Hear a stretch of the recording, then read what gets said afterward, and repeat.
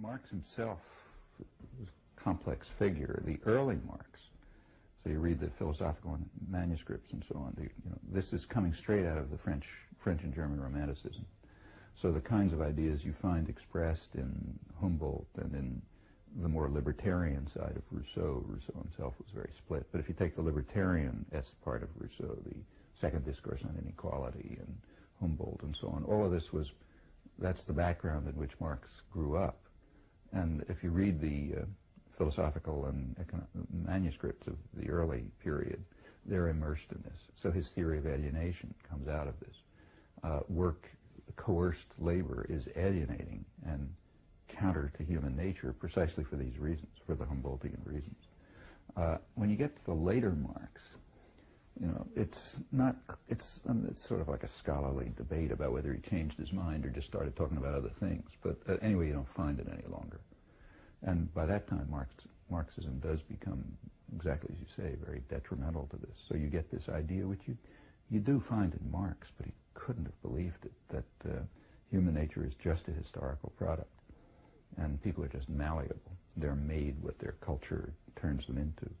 You get this even in people like Gramsci, who was one of the more libertarian Marxists. But this idea that humans are simply formed by the environment and they are nothing but clay, passive clay in the hands of their molders, that's an idea which is very attractive to radical intellectuals because they think they're going to be the molders, of course, and that leads right to the Leninist version of Marxism.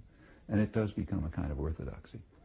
And the earlier views are either forgotten or marginalized, although they're certainly there in Marx, and they certainly are in the tradition that he came from. There's a lot to be learned from Marx. What? Well, for example, what he wrote about a Russian peasant society, which is not known. That was pretty interesting. But his analysis of the basic character of kind of an abstract form of capitalism, which is his main work, that's pretty enlightening, I think. It doesn't describe actual societies. It's quite abstract, as he insisted. But there are ideas there that can be applied, could be applied then, still can be applied very effectively to the nature of capitalist society.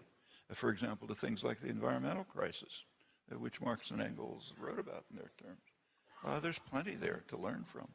He was also a great reporter. I mean, his commentary on ongoing events in Europe and India and elsewhere is extremely revealing. He's a very penetrating analyst of social systems.